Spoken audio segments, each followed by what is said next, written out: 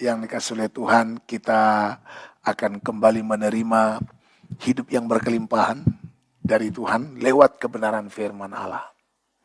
Saudara, bahwa hidup yang berkelimpahan adalah ketika kita mengalami kekayaan Tuhan lewat kebenarannya dan kuasa Roh Kudus-Nya.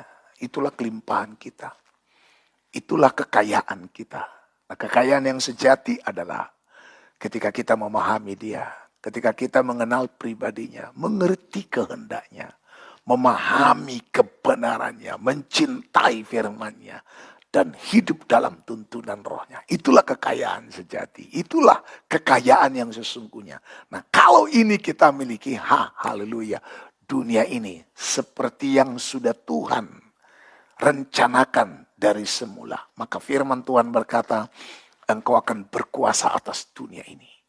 Nah, dunia ini akan kita taklukkan. Artinya, saudaraku, dunia ini akan ada di bawah kendali kita. Sebab memang dunia ini Tuhan berikan, Tuhan ciptakan untuk dikelola oleh manusia. Untuk dikendalikan oleh manusia. Siapa manusia yang akan mengelola dunia? Dialah orang-orang percaya. Sebab ketika Tuhan ciptakan manusia yang pertama, Adam dan Hawa, Dia ciptakan seturut gambar dan rupanya. Alkitab berkata, saudara, kuasailah bumi dan taklukkanlah itu. Sesungguhnya yang harus menguasai dan menaklukkan bumi adalah anak-anak Tuhan. Luar biasa. Nah, anak-anak Tuhan yang bagaimana? Anak-anak Tuhan yang memiliki gambar dan rupa Allah. Haleluya. Ini berbicara tentang orang percaya, orang-orang Kristen yang segambar dengan Kristus, yang serupa dengan Kristus, yang hidup benar di dalam Kristus. Nah, ini penting, saudaraku yang dikasih oleh Tuhan. Nah, saudara yang dikasih oleh Tuhan, jadi kita sebenarnya kalau kita memahami ini, kalau kita ngerti ini, saudara, bagaimana kita hidup benar di dalam Kristus, itu keren banget. Itu keren banget. Maka, saudara, dunia ini ya udah. Maka seperti yang dikatakan oleh firman Allah, segala berkat ini akan datang kepadamu. Jadi kita akan jadi orang yang didatangi berkat. Bukan mendatangi berkat, apalagi mengejar berkat. Catat itu baik-baik. Anak Tuhan itu didatangi berkat. Bukan pencari pemburu berkat. Yang membuat hidup saya dan saudara layak disebut sebagai imam. Yang membuat hidup saya dan saudara layak disebut sebagai umat Allah. Sebab kita orang yang percaya kepada Tuhan dalam kitab 1 Petrus pasal 2 ayat yang ke-9 dikatakan, kamulah bangsa yang terpilih, imamat yang rajani, bangsa yang kudus, umat kepunyaan Allah. Jadi kita yang sudah percaya pada Kristus disebut adalah imam-imamnya Tuhan. Nah, untuk jadi imam, saudara, harus berasal dari Lewi. Kalau bicara tentang perjanjian lama. Nah, Lewi itu bicara tentang kesulungan, saudara. Dari seluruh suku Israel, saudaraku, Lewi Tuhan ambil menjadi yang sulung. Untuk apa? Untuk menjadi pelayan di rumah Tuhan. Nah, dari Lewi inilah lahir imam, saudara. Haleluya. Nah, saudara yang dikasih oleh Tuhan, maka seorang Lewi atau seorang imam yang akan melayani Tuhan di rumah Tuhan, itu ada syaratnya untuk bisa masuk ke bait Allah. Mereka harus dibasuh dengan air, ya. Dan setelah dibasuh dengan air, saudaraku, mereka mengganti pakaian mereka, lalu badan mereka itu harus dicukur. Maka seluruh bulu di dalam tubuh kita akan dicukur. Ini menunjuk, ini sebenarnya adalah berbicara gambaran, bayangan, saudara. Kiasan untuk hidup kita yang menjadi orang-orang percaya di zaman perjanjian baru ini. Nah, apa pengertian daripada seluruh tubuhnya, badannya, atau seluruh badannya dicukur bulunya? Ini menunjuk kepada supaya saya dan saudara tidak lagi berkarakter, bertabiat seperti Esau. Esau dikatakan dalam Alkitab adalah orang yang seluruh badannya berbulu. Nah, ini orang-orang yang menjual hak kesulungannya. Karena apa? Kesukaannya berburu daging buruan.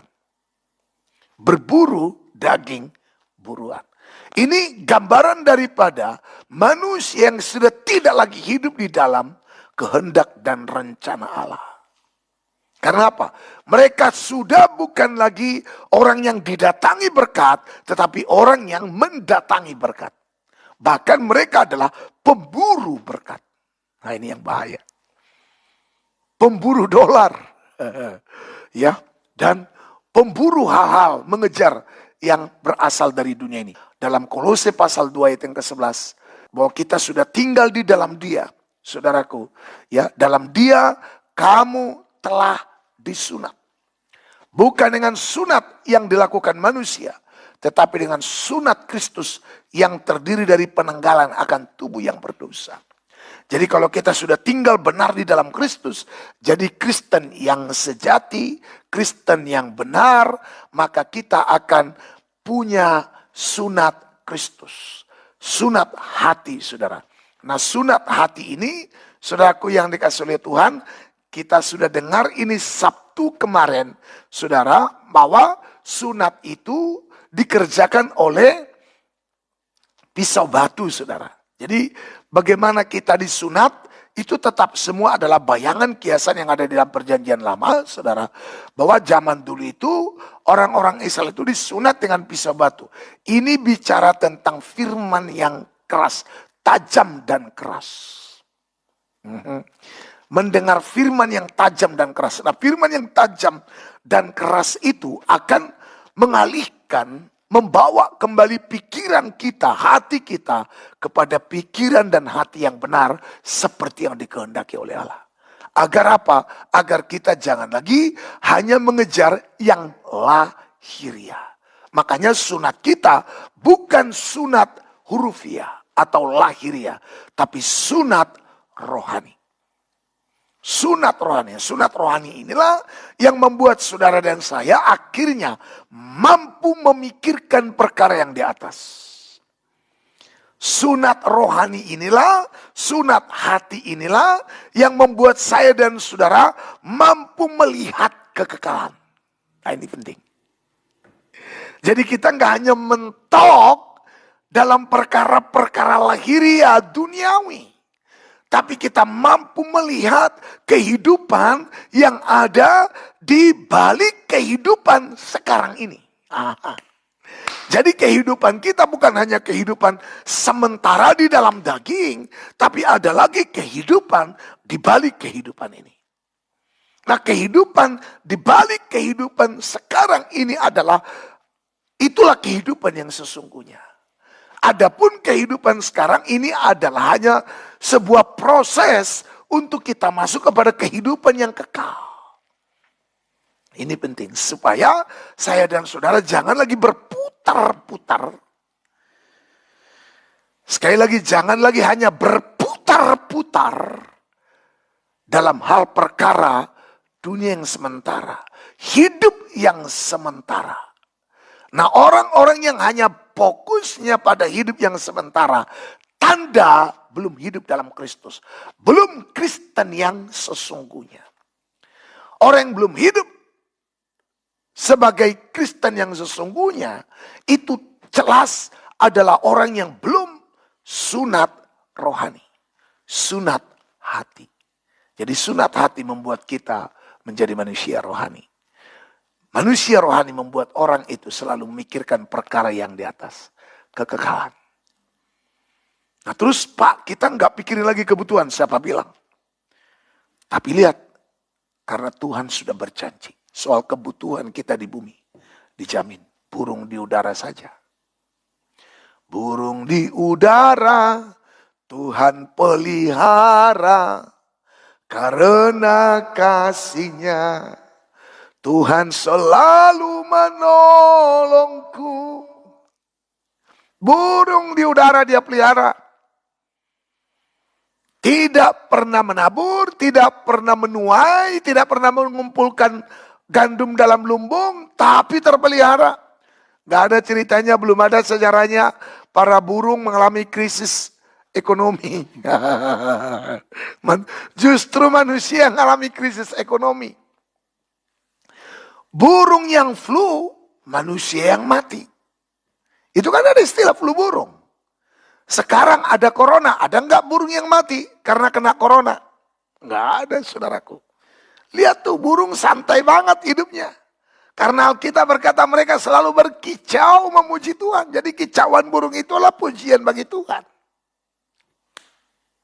Kalau burung saja Tuhan pelihara, masa saudara dan saya yang olehnya Kristus mati di atas kayu salib, yang membenarkan hidup kita, yang menyelamatkan kita, tidak akan pelihara hidup kita. Mari, supaya kita menjadi orang-orang yang mengerti apa yang Tuhan mau. Mengerti apa yang Tuhan kehendaki. Jadi bunga di padang saja, Tuhan dandani sedemikian rupa. Yang hari ini ada, mekar, lalu bentar lagi layu. Saudara, ini. Itu sebabnya sunat hati ini penting. Nah ingat, sunat hati itu dikerjakan oleh pisau batu. Sekali lagi, dikerjakan oleh pisau batu.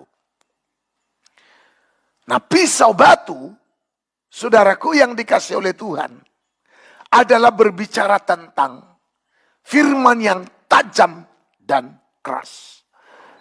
Minggu lalu saya sudah sampaikan, firman yang tajam dan keras itu adalah roti hidup.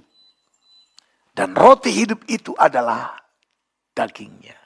Nah, saudara, panjang ini. Panjang, lebar, dalam, dan luas. Dahsyat. Saudara, roti hidup yang adalah daging Kristus, itu bicara tubuh. Itulah pengajaran yang benar. Itu pengajaran yang benar. Mari kita lihat Yohanes pasal yang ke-6, ayat yang ke-51 dimulai. Ya, silakan. Akulah roti hidup. Akulah roti hidup. Ini pisau batu itu. Ini yang saya mau jelasin hari ini. Saya berdoa kiranya kita semua mendapat kemurahan Tuhan untuk lebih lagi tercelik mata, terbuka pikiran untuk melihat dan mengerti rencana kehendak Tuhan. Coba sekali lagi ayat 51. Ya. Akulah roti hidup. Akulah roti hidup. Terus? Yang telah turun dari surga. Iya, yang turun dari sorga. Terus lagi.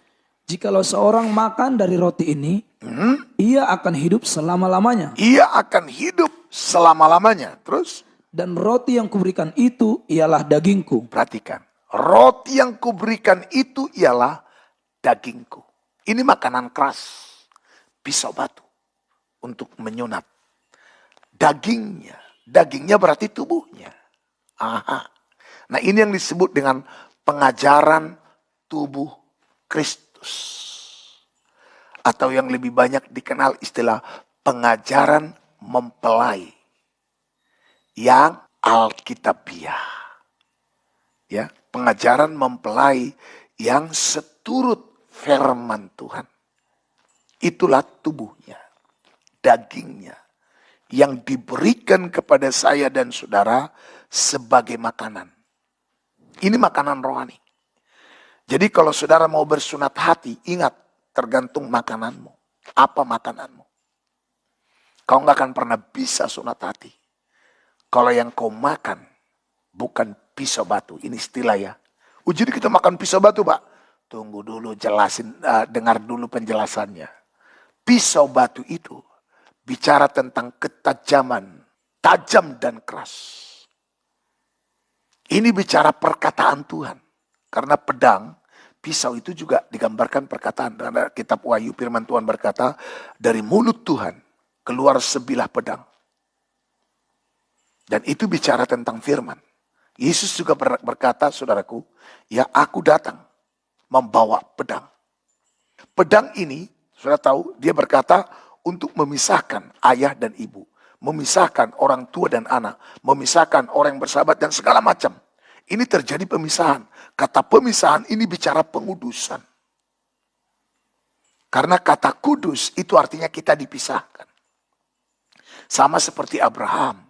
Dipisahkan dari tanah kelahirannya, dari sanak saudaranya, dipisahkan juga dari rumah bapaknya. Artinya supaya dia tidak lagi hidup secara lahiriah, hurufiah, duniawi, tapi secara rohani. Hidup secara rohani, saudara, artinya kita menghidupi apa yang Tuhan mau di hidup kita. Kita hidup dengan destiny ilahinya. Ini penting. Kita tahu apa yang dia mau. Dan kita hidup menurut yang dia mau dan kehendak. Kalau tidak, saudara, hanya manusia-manusia sampah yang akan dibuang ke TPA, tempat pembuangan akhir, itu neraka. Bukan setiap orang yang berseru-seru Tuhan, Tuhan yang masuk dalam kerajaan sorga. Begitu kata bunyi Matius 7 ayat 21. Melainkan dia yang melakukan kehendak Bapakku yang di sorga. Jadi pisau batu yang menyunat hati kita, yang adalah makanan keras. Makanan yang benar-benar makanan. Yang harus kita konsumsi. Untuk menjadi kebutuhan rohani kita. Itu membuat saya dan saudara mengerti kehendak Tuhan. Hidup dalam kehendak Tuhan. Baik secara personal. Maupun secara umum untuk gereja Tuhan. Saudara, sekali lagi. Dalam ayat 51. Akulah roti hidup. Saya ini sedikit mereview sebenarnya ya. Tapi supaya lebih jelas. Roti hidup itu ternyata adalah makanan keras. Perkataan ini keras. Sesudah mendengar semuanya itu, banyak dari murid-murid Yesus yang berkata, perkataan ini keras, siapa yang sanggup mendengarnya? Mereka nggak siap hatinya disunat. Orang yang tidak siap hatinya disunat. Listen to me. Percaya atau tidak. Itu faktanya. Menurut firman Allah. Orang yang tidak disunat hatinya adalah antikristus. Ayat yang ke-66. Mulai dari waktu itu. Banyak murid-muridnya mengundurkan diri. Dan tidak lagi mengikut Tuhan. Kalau saudara gagal sunat hati. Sunat rohani, sunat Kristus. Kau gagal mengikut Tuhan. Gagal mengikut Tuhan. Sama dengan menolak jadi orang Kristen. Alias murtad. Murtad. Antichrist. Dan itu sebabnya. Dalam 1 Timotius pasal 4. Ayat yang pertama firman Tuhan berkata. Roh dengan tegas mengatakan bahwa di waktu-waktu kemudian. Ada orang yang akan murtad. Dan mengikuti roh-roh penyesat. Dan ajaran setan-setan. Nah ini yang ngeri ajaran setan ini. Roh penyesat ini. Jangan pikir ajaran setan ini jauh dari Alkitab. Justru ada banyak yang sepertinya Alkitabiah. Mereka mengatasnamakan nama Tuhan. Dan mengatasnamakan Alkitab. Tetapi sebenarnya di baliknya adalah roh penyesat dan setan-setan. Kalau kita nggak dibawa sungguh-sungguh mengerti kehendak Tuhan. Hidup dalam kehendaknya. Menjadi tubuhnya. Setan loh. Waduh. Memang ini makin keras sebenarnya. Makin tajam. Saudara. Makin tajam. Kembali lagi. Ke dalam Yohanes pasal yang ke-6. Dalam ayat yang ke-51 sekali lagi. Ya. Akulah roti hidup yang telah turun dari surga. Ya. Jikalau seorang makan dari roti ini, Ya.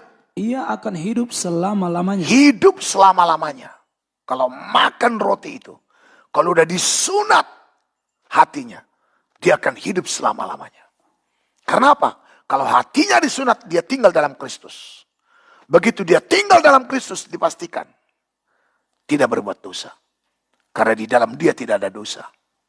Dan dia adalah terang. Di dalam dia sebagai terang, tidak ada kegelapan. Saudara dan saya harus makan pisau batu. Istilah ya, istilah. Dan pisau batu itu adalah roti hidup. Roti hidup itu adalah dagingnya. Kalau ini kita makan, hidup kekal milik saya dan saudara. Kita akan digiring terus kepada kekekalan. Kita akan digiring terus fokus pada kekekalan. Langit yang baru dan bumi yang baru. Yerusalem baru.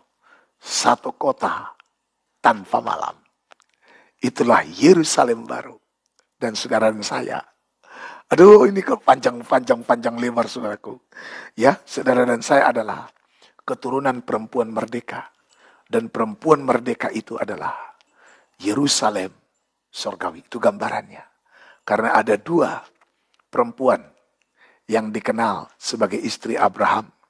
Dicatat saudaraku dalam kitab Galatia ya. Ada perempuan hamba, ada perempuan merdeka. Dan perempuan hamba itu gambaran daripada Yerusalem sekarang. Tapi perempuan merdeka gambaran daripada Yerusalem yang baru. Yerusalem yang baru. Saudara, kalau orang Kristen dari seluruh dunia ingin berkunjung ke Yerusalem yang ada sekarang, sah-sah saja, oke-oke saja. Tapi kalau saudara hanya berkunjung ke Yerusalem sekarang, terus saudara nggak kepikiran untuk Yerusalem baru. Ada orang bangga banget. Saya udah 50 kali ke Yerusalem. Bahkan ada yang sampai ratusan kali ke Yerusalem. Sampai jadi tour guide pula, pemimpin rombongan. Saudaraku yang ngasih, oke, no problem. Tapi saudara berpikir enggak? Untuk menjadi warga daripada kota yang turun dari sorga. Yerusalem baru. Itulah kota mempelai. Kota dari orang-orang yang tinggal di dalamnya. Yang dibangun menjadi tubuhnya. Orang yang dibangun jadi tubuhnya adalah orang yang menerima, yang sudah berhubungan dengan pisau batu. Hatinya disunat. Makanya kenapa banyak tubuh Kristus pecah. Bahkan orang-orang yang mengaku membangun tubuh justru menjadi sumber perpecahan. Karena apa? Karena mereka hanya bisa ngomong membangun tubuh. Tapi masih banyak kepentingan. Ada banyak yang belum disunat. Sampai hari ini kita harus terus disunat. Sampai Tuhan datang kita harus terus disunat. Hati ini harus terus ditahirkan. Hati ini harus terus dibersihkan, saudaraku. Yang dikasihi oleh Tuhan. Sekali lagi tadi dikatakan 51. Akulah roti hidup yang telah turun dari sorga. Jikalau seorang makan dari roti ini, ia akan hidup selama-lamanya. Dan roti yang kuberikan itu ialah dagingku. Daging itu makanan keras. Itu bukan untuk makanan bayi. Tapi untuk makanan orang-orang yang sudah dewasa. Daging. Ya, terus? Yang akan kuberikan untuk hidup dunia. Itulah hidup dunia. Terus ayat yang ke-52. Orang-orang Yahudi bertengkar antara sesama mereka. Ya, terus? Dan berkata, bagaimana ia ini dapat memberikan dagingnya kepada kita untuk dimakan? Nah, orang Yahudi saat itu nggak ngerti maksudnya Tuhan. Kok bisa ya? Emang kita kanibal? Jangankan makan daging manusia. Daging binatang saja tidak semua dimakan oleh orang Yahudi. Daging keledai mereka nggak makan. Daging babi apalagi. Anjing apalagi saudaraku. Itu dilarang dalam hukum Taurat. Nah, seluruh dunia dengar ini baik-baik. Yang pertama kali mengajar tidak boleh makan babi atau makan apa itu Alkitab. Perjanjian Lama. Jadi kalau ada kitab-kitab lain yang mengajarkan bilang haram-haram itu justru diambil dari kitab ini nih Alkitab Kristen. Yang katanya sudah dipalsukan. Tetapi banyak isinya ada di kitabnya. Kalau dipalsukan kenapa banyak isinya ada di kitabmu? Mikir. Haleluya. Kembali kepada kitab induk. Itulah Alkitab. Perjanjian Lama, Perjanjian Baru. Baru imanmu benar. Baru agamamu benar. Kalau tidak saudaraku yang kasih oleh Tuhan. Tunggu saja tanggal mainnya. Gak ada hidup kekal. Karena Yesus berkata, akulah roti hidup. Roti yang kuberikan adalah dagingku. Dan kalau kau makan itu, hidup selama-lamanya lah dirimu. Dan orang Yahudi bertengkar, nggak ngerti. Nah makanya saya jelasin hari ini. Nah sekarang kita bersyukur. Kita nggak perlu lagi bertengkar untuk memahami ini. Karena nggak ngerti. Memang itu dia. Orang yang tidak ngerti itu memang senangnya bertengkar. Nah sekarang kan banyak orang senangnya berdebat di medsos. Sudah tahu nggak orang-orang yang suka debat itu justru orang yang nggak ngerti. Makanya jangan ikut-ikut debat, udah santai aja. Makanya saya bilang, dari awal streaming begitu corona datang jadi tamu di dunia ini. Dia kan tamu di dunia ini, saudaraku. Tamu tak diundang atau tamu disengaja juga saya nggak ngerti deh. Pokoknya saudaraku, corona datang. Sejak awal streaming saya bilang jangan macam-macam komentar. Karena saya udah ikuti selama ini medsos. Begitu ada Facebook, saya langsung punya Facebook. Walaupun saya nggak ngerti cara buatnya waktu itu. Saya minta tolong ke orang. Buat saya. Karena saya orangnya suka belajar, saudaraku yang dikasih oleh Tuhan. Saya udah lihat bagaimana orang berkomentar. Saya bilang, Anda kalau tidak setuju dengan yang saya sampaikan, boleh nanya nggak? Boleh. Boleh debat nggak? Boleh. Tapi mari kita debat untuk mencari kebenaran. Bukan mau memaksakan kehendak kita untuk diterima oleh orang itu. Saya juga nggak paksa kehendak saya untuk diterima, saudara. Saudara merasa ini kebenaran, terima. Nggak merasa, ya sudah nggak apa-apa. Survei akan membuktikan. Buah kita akan nanti menentukan siapa kita sebenarnya. Sekali lagi, survei akan membuktikan. Kita nggak usah banyak debat kusir, saudaraku yang nggak nggak usah tengkar. Kami yang paling benar, fellowship kami paling murni. Allah. Haleluya. Kamu selama si murni-murni itu enggak pengajaran, kita yang pengajaran bocor. Ya, itu udah kamu selama kampungan udah yang ngomong-ngomong gitu. Makanya saya bilang, saya enggak peduli, enggak diakui orang-orang Parisi itu enggak pengajaran. Saya enggak butuh pengakuanmu. Dengar itu. Ini kayaknya ada yang nilai-nilai nih. Kalau udah begini pasti ada ini. Dengar ini. Lu kok tahu Bapak itu? You know, Holy Spirit in this place. Roh Kudus ada di tempat ini. Aku nggak tahu kau di mana, tapi Roh Kudus tahu kau siapa. Saudara yang dikasih oleh Tuhan, kita nggak butuh pengakuan orang. Kita butuh pengakuan surga.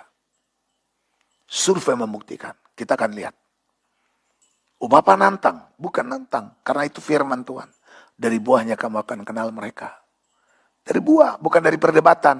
Siapa yang menang debat, itulah yang benar. Belum tentu justru dia paling penyesat. Bisa. Ya, sudah aku yang kasih Tuhan. Lihat nih orang itu bertengkar, gak ngerti. Orang-orang Yahudi bertengkar di antara sesama mereka. Dan berkata, bagaimana ya ini dapat memberi dagingnya kepada kita untuk dimakan? Padahal yang Yesus maksud adalah daging yang adalah roti hidup. Itulah korbannya di kayu salib yang harus kita percayai. Dan daging yang adalah roti hidup, korbannya di kayu salib. Itulah pengajaran yang benar yang membuat hati saya dan saudara itu tersunat. Itulah ajaran yang benar bagaikan perkataan yang tajam dan keras. Dan Tuhan bawa kepada saya dan saudara menghadapi salib di hidup ini. Menghadapi jalan Via Dolorosa di hidup ini. Via Dolorosamu bisa lewat suami, bisa lewat istri, bisa lewat anak-anak, bisa lewat orang tua, bisa lewat orang sekitar. Keadaan apapun, corona, krisis, dan segala macam. Itu semua Tuhan izinkan untuk menjadi jalan Via Dolorosa. Jalan salib yang harus saya dan saudara lalui.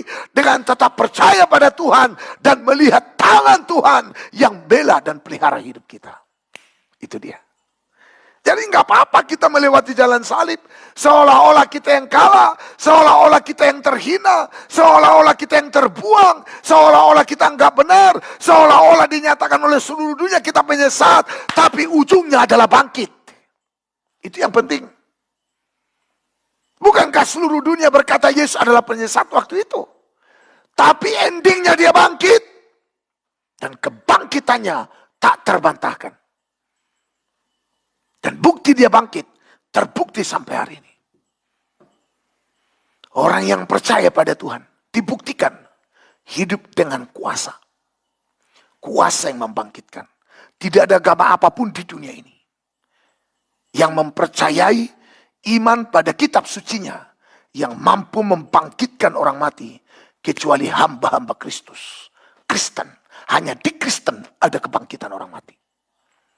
Dan itu bukan cuma nanti setelah dunia ini berakhir, tetapi dari sekarang, saudara. Kita melihat ada banyak sekarang hamba-hamba Tuhan yang membangkitkan orang mati. Walaupun ada kemarin yang heboh viral ya, katanya itu pembohongan publik. Ya terserahlah, itu enggak urusan kita. Semua ada palsunya. Di dunia ini apa sih yang enggak ada KW-nya? Ya, semua ada KW-nya. Produk apa yang enggak ada KW-nya? Termasuk Mesias pun ada KW-nya. Ada Mesias palsu, nabi palsu, guru-guru palsu, pengajar palsu, kebenaran palsu. Nah, kita perlu peka di sini. Nah, orang-orang yang bersunat hati akan dengan mudah memahami ini. Nah, ini yang saya mau bahas hari ini. Wah, ini gak habis-habis ya. Haleluya. Ini baru permulaan, saudaraku. Ini baru permulaan, saudara. Ya. Jadi mereka bertengkar antara sesama mereka. Seperti sekarang ini.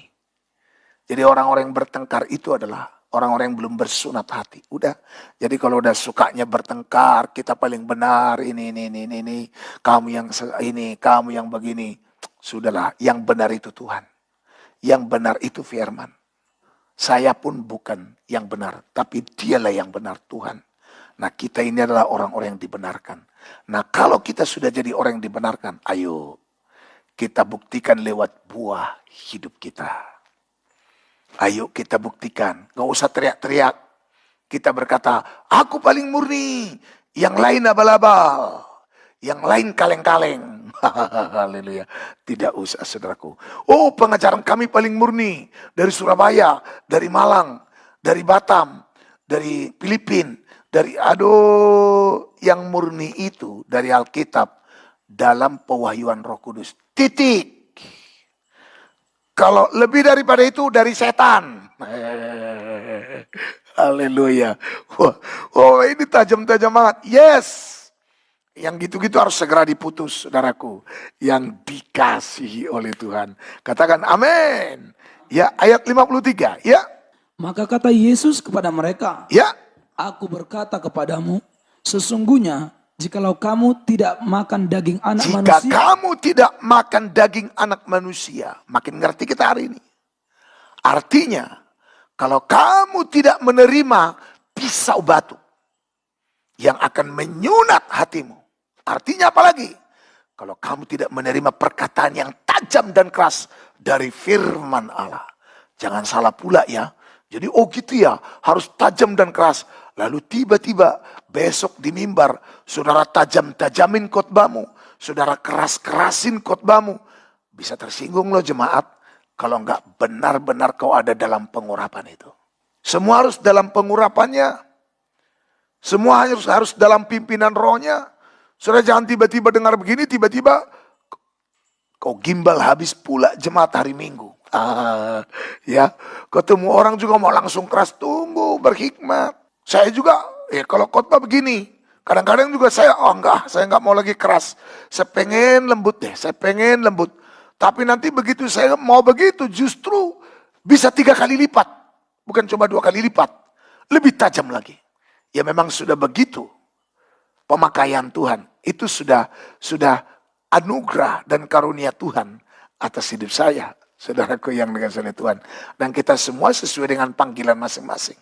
Bisa menyampaikan ketajaman dan kerasnya firman itu, bisa kayak model saya, bisa juga nggak harus kayak model saya, bisa aja kelihatannya dia ngomong lembut tapi tajam, bisa. Tapi kalau saya memang udah harus begini, saudaraku. Ya memang begini, ini karakternya. Istilahnya saudara. Jadi jangan nanti saya tiba-tiba langsung semua orang dihardikin, saudaraku. Enggak. Ya saya kalau udah habis ini juga ramah, lembut. Ya kadang-kadang juga kalau marah ya marah gitu loh. Tapi bukan berarti jadi kayak gimana-gimana gitu loh. Jangan sampai salah paham ya saudaraku, ya berasumsi lain. Saudaraku yang kasih oleh Tuhan. Ya, lalu Yesus berkata, ya dalam ayat yang ke-53 kata Yesus kepada mereka, aku berkata kepadamu, sesungguhnya jikalau kamu tidak makan daging anak manusia. Jikalau kamu tidak makan daging anak manusia. Dan minum darahnya. Ini Yesus kan jadi bicara secara letterlet ini. Padahal harus dipahami dengan pengertian rohani. Maka kamu tidak punya hidup di dalam dirimu.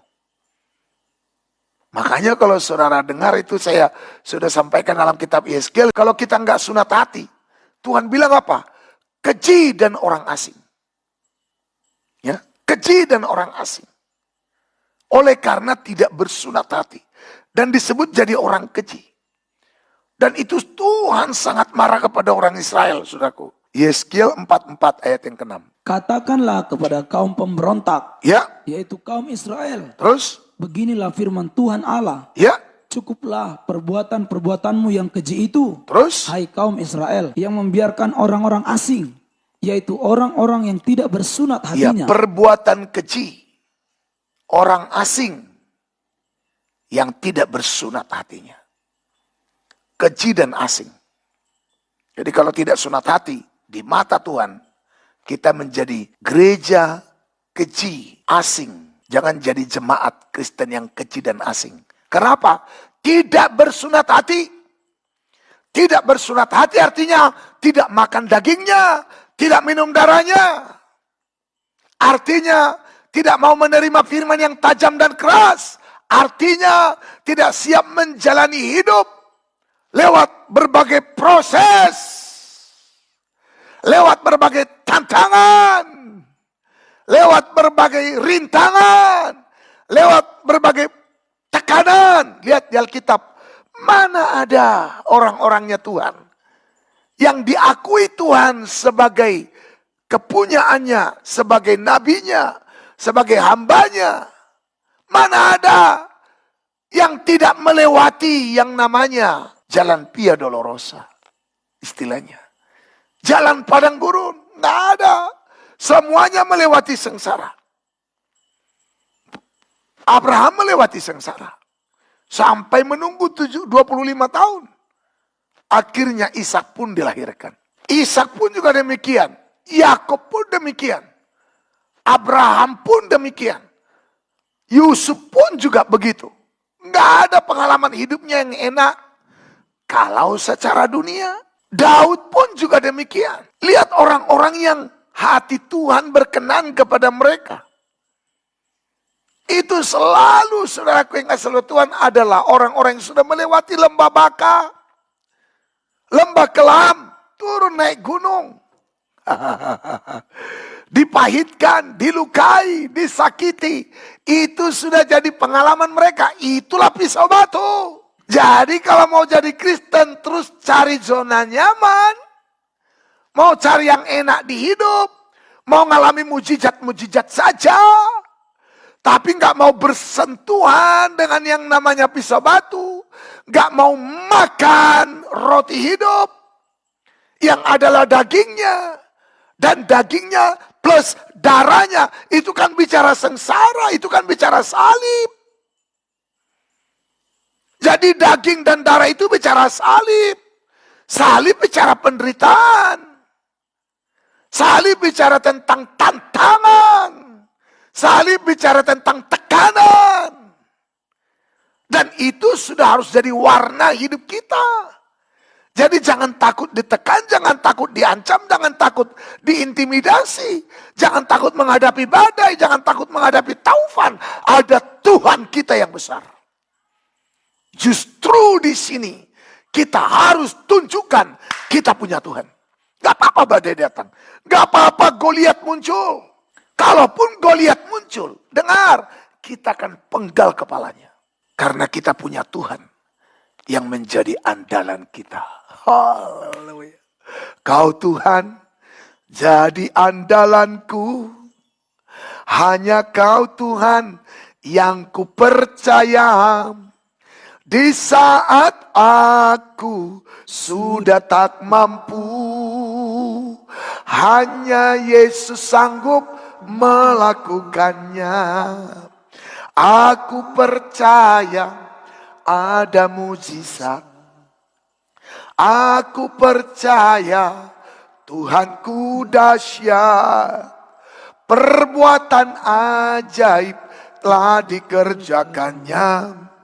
Aku percaya ada mujizat. Jadi jangan takut, oh nanti gimana, gempa, oh nanti krisis ekonomi. Ya biarin aja, kalau memang Tuhan izinkan datang mau apa? Ini COVID-19 kapan berakhir? Jangan-jangan gak akan berakhir. Belum berakhir sudah datang COVID-20. Ini kan baru 19. Siapa tahu datang nanti COVID-20. Habis COVID-20 datang pula COVID-21. Setelah Corona, bisa jadi Corolla loh. Corolla 20. Habis Corolla nanti bisa jadi Mercedes. Mercedes 21. Artinya virus yang lebih ganas. Ya terus gimana dong Pak, kalau udah nanti sampai terjadi begitu? Ya kalau udah Tuhan izinkan gak apa-apa. Yang pasti kita harus berada di bawah tongkat gembalanya. Dan kalau kita ada di bawah tongkat gembalanya, maka kita akan terikat dalam perjanjian dengan Tuhan. Dan kalau kita terikat seperjanjian dengan Tuhan, maka kita akan pegang perjanjian itu dengan sunat hati. Dan ketika kita bersunat hati, maka kita akan sudah berhadapan dengan pisau batu. Artinya kita makan roti hidup yang adalah gambaran pisau batu. Yang adalah dagingnya, darahnya, yang adalah minuman yang benar-benar minuman. Dan dagingnya adalah makanan yang benar-benar makanan. Dan itu baru benar-benar makanan. Gereja akan murni ketika menghadapi aniaya.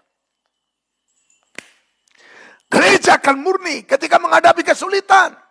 Jadi kalau mau hidupmu dimurnikan Tuhan, kau akan dibawa kepada satu kesulitan, kepada kesulitan berikutnya. Kau akan dibawa kepada satu masalah, kepada masalah berikutnya. Sampai kapan Pak? Sampai hati kita murni. Saya pun hari ini terus dibawa dari satu kesulitan kepada kesulitan berikutnya. Hanya bedanya, cara saya sekarang memandang kesulitan. Cara saya sekarang memandang pencobaan. Cara saya sekarang memandang kesusahan.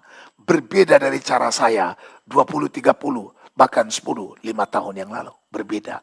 Sekarang saya sudah bisa nikmati. Karena sudah punya panca indera yang terlatih. Aha. Bisa nikmati. Jadi kalau dibully, dikatain macam-macam, udah nikmati aja. Kalau dimaki, seluruh nama binatang yang ada di kebun binatang, bahkan yang tidak ada pun, dialamatkan pada kita, sudah terpujilah nama Tuhan. Haleluya. Mau krisis nanti, uang tunai nggak laku lagi, kita akan bagaimana dan bagaimana? Sudah, dulu saja Elia nggak makan, Tuhan bisa perintahkan burung gagak untuk kirim makanan. Apa bedanya? Tuhan kita nggak berubah dahulu sekarang. Yang penting hidup kita berkenan padanya, itu dia. Yang penting kita jadi orang Kristen yang cinta Tuhan. Jangan cinta diri sendiri, cinta Tuhan. Kalau udah cinta Tuhan, gak mungkin gak Tuhan pelihara. Dan kalaupun harus mati martir, dia akan mati dengan tersenyum. Dia akan mati dengan bahagia. Seperti para rasul-rasul itu. Seperti Stefanus. Dia mati bahagia. Karena dia melihat sorga terbuka. Dan Yesus berdiri di sebelah kanan tahta Allah Bapa. Keren banget. Keren banget. Lalu dia masih sebelum mengembuskan napas terakhirnya, dia berdoa, ya Bapa, ampunilah dosa mereka. Jangan tangguhkan dosa mereka pada mereka. Sebab mereka tidak tahu apa yang mereka perbuat padaku. Lalu dengan perkataan itu meninggallah Stefanus. Kalaupun harus jadi martir. Istilahnya ya, mati martir ya, walaupun martir itu juga ya sebenarnya adalah utusan ya, marturia, saudaraku yang kasih dalam Tuhan. Tapi udah kita kenal istilah mati martir katanya, sebagai orang yang dikhususkan oleh Tuhan. Oke, gak ada masalah. Wih, ngeri banget Pak, nanti dibakar hidup-hidup. Kau belum tahu bagaimana nikmatnya Tuhan di tengah sengsara. Kita harus bisa nikmati Tuhan di tengah sengsara. Kalau udah makan roti hidup, kalau sudah disunat dengan pisau batu, baru kita ngerti bagaimana menikmati Tuhan di tengah sengsara. Berdiri di tengah badai. Saya suka lagu itu. Ku kan berdiri di tengah badai, dalam kekuatan yang kau berikan, sampai kapanpun ku kan bertahan, karena Yesus selalu menopang. Justru disitulah ketuhanan Kristus nyata.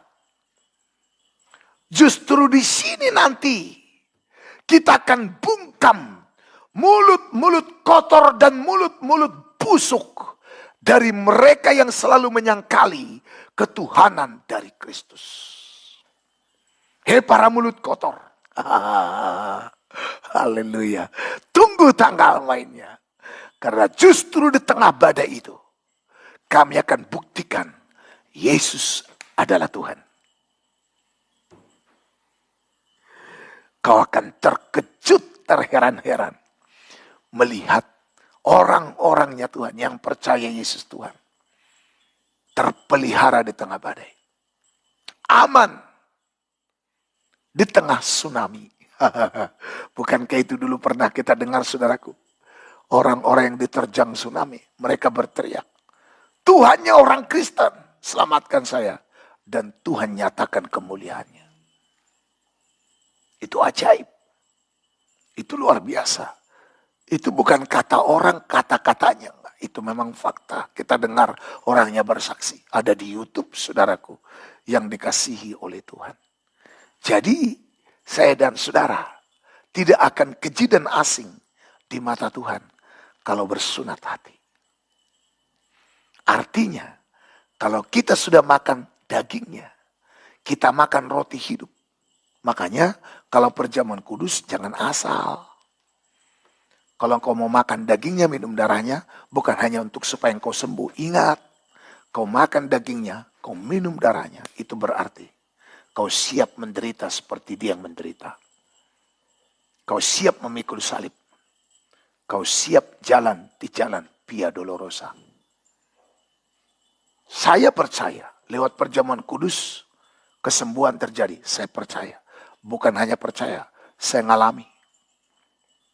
Saya ngalami. Dan saya melihat banyak di pelayanan yang Tuhan percayakan pada kami. Lewat perjamuan kudus, penyakit disembuhkan. Setan dipatahkan. Amin. Tapi saudara, inti daripada korban Kristus bukan hanya untuk menyembuhkan penyakitmu. Kalau hanya perjamuan kudus untuk urusan sakit sembuh, kau telah merendahkan itu. Walaupun itu masih ya dan amin sampai sekarang. Tetapi perjamuan kudus itu mengajar saya dan saudara. Bukan hanya soal supaya saya disembuhkan dari penyakit. Tapi saya siap pikul salib seperti Yesus. Saya siap ditolak seperti Yesus. Kan Yesus berkata, kamu tidak berasal dari dunia, tapi dari sorga. Kalau aku gurumu sudah ditolak oleh dunia, jangan kaget dan jangan heran kalau kamu pun akan ditolak oleh dunia. Kita akan ditolak oleh dunia. Bahkan akan dibenci segala bangsa karena nama Tuhan. Jelas loh. Dalam kitab Matius pasal 24. Kamu akan dibenci segala bangsa oleh karena namaku, kata Tuhan. Jelas. Itulah roti hidup. Itulah pisau batu yang menyunat hati kita. Jadi ketika kita makan roti hidup, maka kita sedang izinkan ketajaman perkataan Tuhan. Dan walaupun keras perkataan Tuhan itu, kita buka hati, kita terima untuk membersihkan hati kita yang kotor ini. Untuk membersihkan hati kita yang keras ini. Melembutkan hati kita yang keras ini. Jadi yang keras butuh yang lebih keras lagi untuk menghancurkan yang keras ini. Iya kan? Nggak mungkin sudah buat ongol-ongol untuk menghancurkan batu. Oh, sudah menghancurkan batu. Tapi pakai ongol-ongol. Sudah ngerti kan ongol-ongol? Kalau mau ngancurin batu, ya harus pakai godam. Itu martil yang besar itu, godam. Ada dinamit, diledakkan untuk menghancurkan batu. Jadi nggak bisa lagi lembut-lembut. Sekarang hati manusia udah banyak membatu.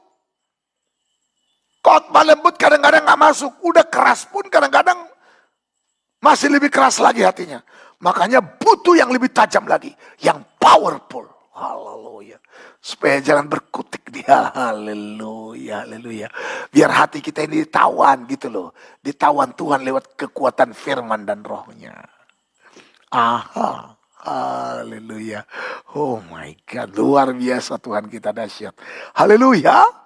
Nah saudara, jadi makan dagingnya, minum darahnya. Artinya siap terima perkataan Tuhan yang keras dan tajam untuk menyunat hati. Supaya jangan jadi manusia keji dan asing di mata Tuhan.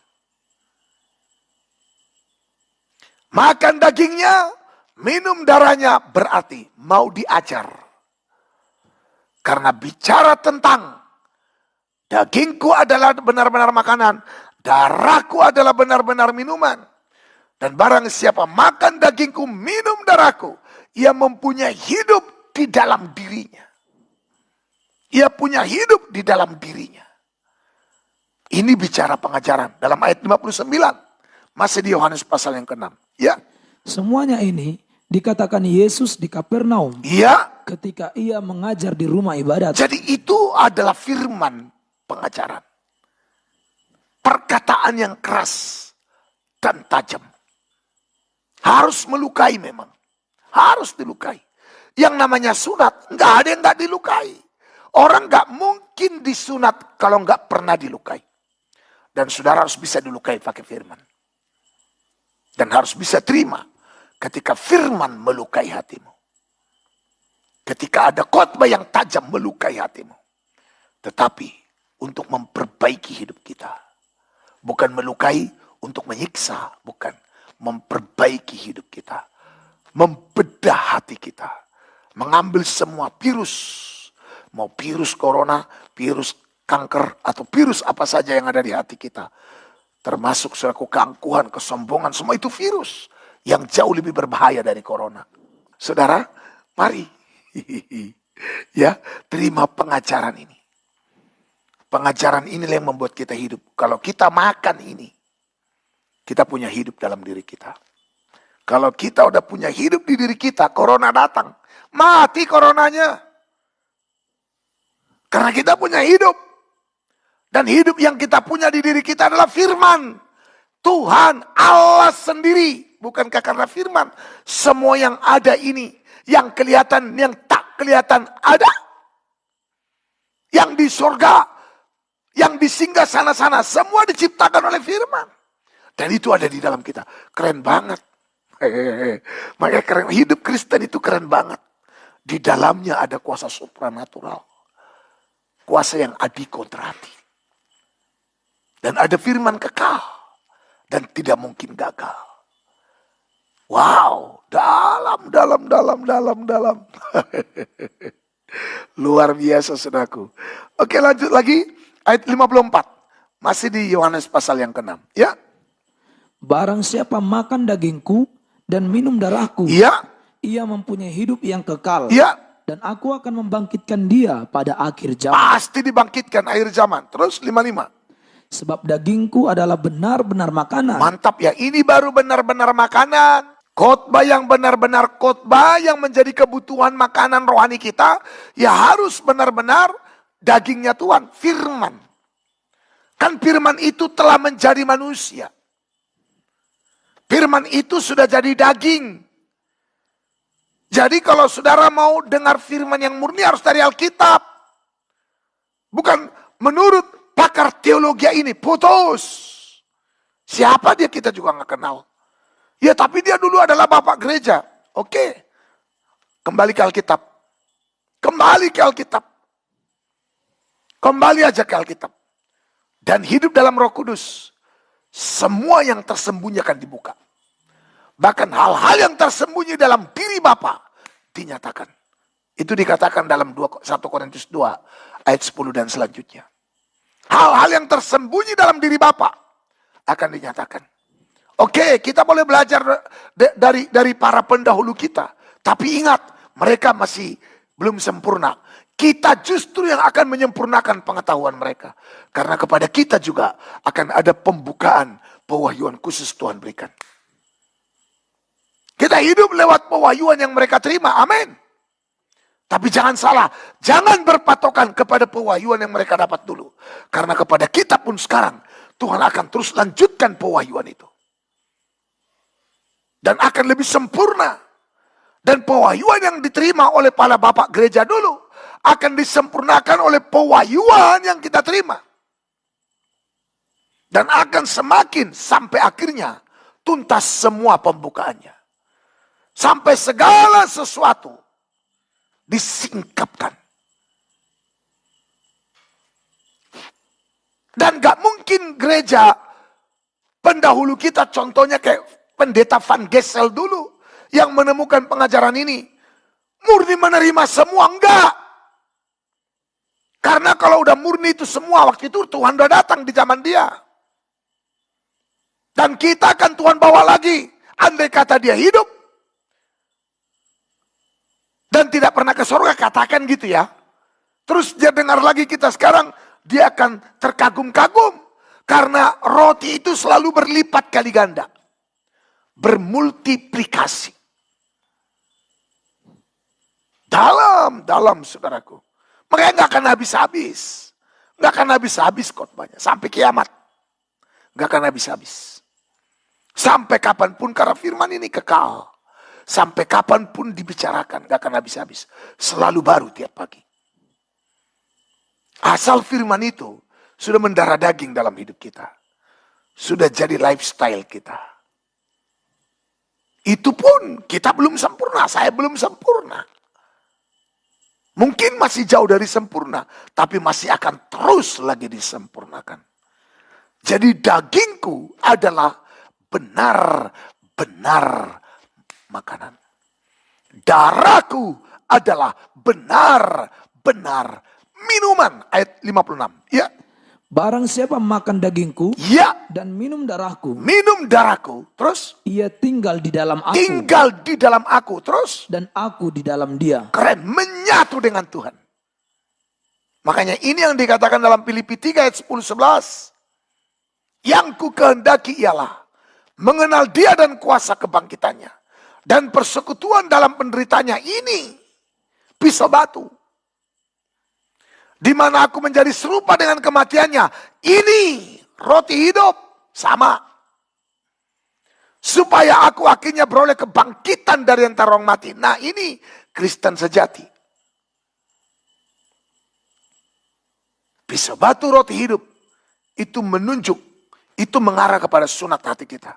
Agar kita jangan lagi hidup secara hurufiah, lahiriah, duniawi. Tapi rohani.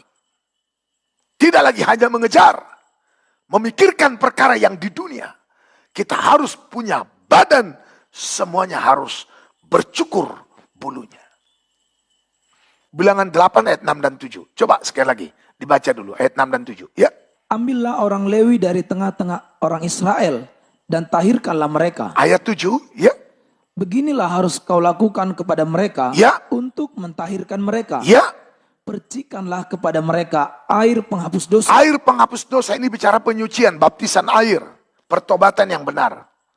Ya, supaya kita jadi imamat yang rajani. Terus, haruslah mereka mencukur seluruh tubuhnya. Haruslah mereka mencukur seluruh tubuhnya. Mengingatkan kita ini, mencukur seluruh tubuh ini Esau yang badannya berbulu. Dan namanya Esau itu karena dia memang lahir dengan badan berbulu. Dan karakternya pemburu daging, buruan. Ini bicara tentang orang yang hanya memikirkan perkara yang di bawah. Dan ini yang saya sebut adalah juga orang yang bungkuk punggungnya. Lukas pasal 13 ayat 10 mulai. Ya. Pada suatu kali, Terus? Yesus sedang mengajar dalam salah satu rumah ibadat pada Ya. hari Sabat. Terus? Di situ ada seorang perempuan yang telah 18 tahun dirasuk roh, Ya. sehingga ia sakit sampai bungkuk punggungnya Sampai bungkuk punggungnya. Terus? dan tidak dapat berdiri lagi dengan tegak. Ya. Ketika Yesus melihat perempuan itu, ia memanggil dia dan berkata kepadanya, "Hai ibu, penyakitmu telah sembuh." Iya. Jadi tadi dikatakan saudaraku, ia sakit sampai bungkuk punggungnya. Dan tidak dapat berdiri lagi dengan tegak. Ini sebenarnya, ya ini secara letter-let, ya ini terjadi disembuhkan oleh Tuhan. Tapi kalau kita mau mengerti pengertian rohaninya, ini juga bicara tentang kebanyakan orang Kristen yang secara rohani punggungnya bungkuk. Karena kalau kita bicara tubuh ini, makanya tadi ini pengajaran tubuh ya. Pengajaran tubuh itulah roti hidup, pisau batu yang menyunat hati. Dan bicara tubuh, ya punggung juga adalah termasuk bagian dari tubuh. Jadi kalau kita disebut tubuh Kristus yang benar, kita harus ngerti loh fungsi-fungsi tubuh ini. Dan semua organ-organ tubuh kita ini ada pengertian rohaninya. Seperti dalam kitab Yeskel pasal 37, yaitu kebangkitan tubuh. Ketika orang Israel digambarkan seperti tulang-tulang kering semua. Lalu akhirnya bangkit menjadi pasukan yang besar. Dan itu kebangkitan tubuh. Karena apa? Tulang kering akhirnya diberi urat-urat. Dan setelah diberi urat-urat, dagingnya ditumbuhkan. Setelah dagingnya ditumbuhkan, kulit menutupinya. Dan setelah itu napas hidup, itulah tubuh. Dan tubuh terdiri dari tulang, urat, daging, kulit, napas hidup. Itu baru manusia utuh. Hidup, saudara. Itu semua memiliki pengertian. Dan tulang-tulang kering itu dalam ayat yang ke-11, Yeskel pasal 37, disebut sebagai pengharapan yang sudah lenyap. Pengharapan kami sudah lenyap. Makanya dalam Roma pasal 5 ayat 5, begitu kita dibangkitkan dengan tubuh kemuliaan, artinya dibangkitkan dengan kuasa kebangkitan, kita memiliki pengharapan yang tidak mengecewakan. Keren. Jadi tulangnya nggak bengkok lagi, bungkuk. Tulang bungkuk tadi dikatakan itu kerasukan roh. Dalam kitab Lukas, saudara. Dan bicara urat-urat artinya apa? Itu adalah kesatuan yang mengikat. Mengikat persatuan. Ya. Ini dalam sebenarnya. Mari coba kita lihat dulu soal masalah urat-urat ini. Haleluya. Ya. Kolose pasal 2 ayat 19. Kolose 2 ayat 19. Ya. Sedang ia tidak berpegang teguh kepada kepala, Iya. dari mana seluruh tubuh yang ditunjang dan diikat menjadi satu oleh urat-urat dan sendi-sendi menerima pertumbuhan Jadi ilahinya. urat-urat dalam tubuh kita itu pengikat yang mempersatukan. Jadi kalau kita disebut tubuh Kristus, kita akan jadi orang-orang yang terikat jadi satu. Kalau saudara nggak bisa terikat jadi satu di dalam Tuhan, tidak peduli denominasi, please dengar, kau tidak bisa disebut tubuh Kristus. Apalagi kalau engkau mencoba memecah belah tubuh Kristus. Itu antikristus, serigala loh. Jadi urat-urat itu bicara tentang pengikat yang mempersatukan atau terikat jadi satu. Kita semua gereja Tuhan, apapun denominasinya, apapun organisasinya, apapun suku dan bangsanya, begitu ada nama Yesus, ada firman, berdiri di atas firman, kita harus terikat jadi satu. Engkaulah saudaraku, engkaulah saudariku. Kita sama-sama firman ya, ingat, tubuh itu dagingnya. Dagingnya ya tubuhnya dan darahnya. Dengar baik-baik saudara. Tubuh itu adalah dagingnya. Gak ada campuran. Yesus berkata, akulah roti hidup. Roti yang kuberikan kepadamu adalah dagingku. Gak ada campurannya, saudara. Dan darahku. Itulah makanan yang benar-benar makanan. Dan minuman yang benar-benar minuman. Tidak boleh dicampur. Artinya apa? Ini harus murni Alkitabiah. Murni firman Tuhan. Harus murni. Baru itu makanan kebutuhan kita. Baru kita saudara terikat jadi satu. Jadi kalau udah lain, kebenaranmu berasal dari di luar Alkitab, kau campur adukan ajaran dunia ini, ajaran nenek moyangmu dengan iman Kristen, putus. Sekali lagi, putus. Firman ini adalah dagingnya dan tubuhnya. Nggak ada campuran. Sama seperti Hawa. Perempuan yang diciptakan oleh Tuhan. Dari tulang rusuk Adam. Dan dagingnya. Dan kulitnya loh.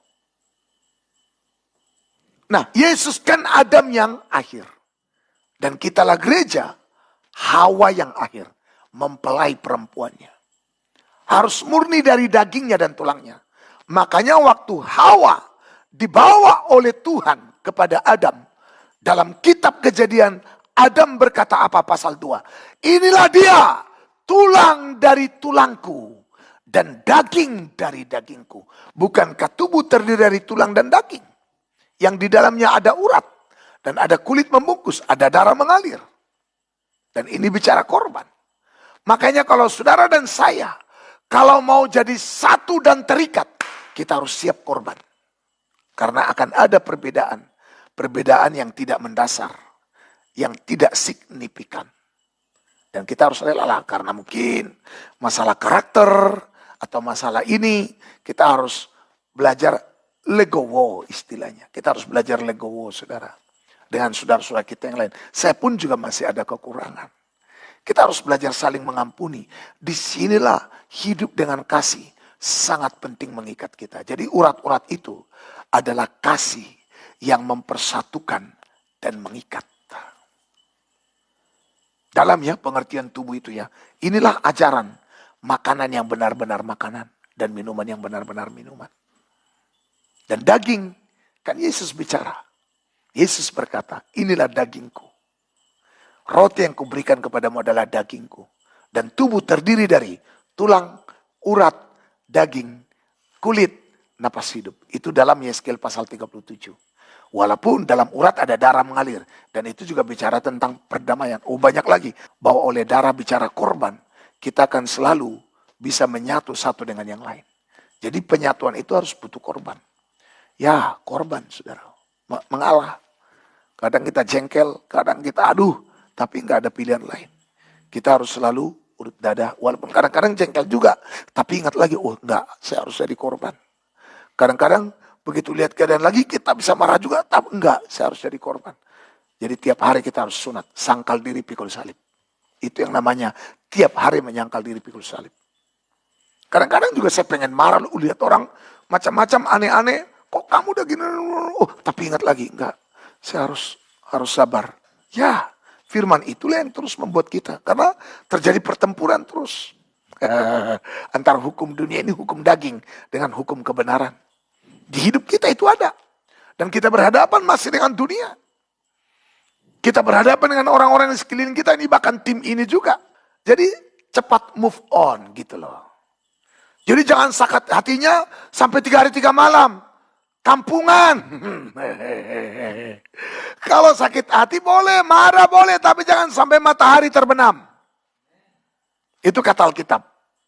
Artinya jangan sampai ada kegelapan yang menyusup. Jangan sampai kegelapan yang mengintervensi marah kita. Biar tetap ada firman yang mengkat. Yang memblok. Supaya jangan melewati garis demarkasi ini.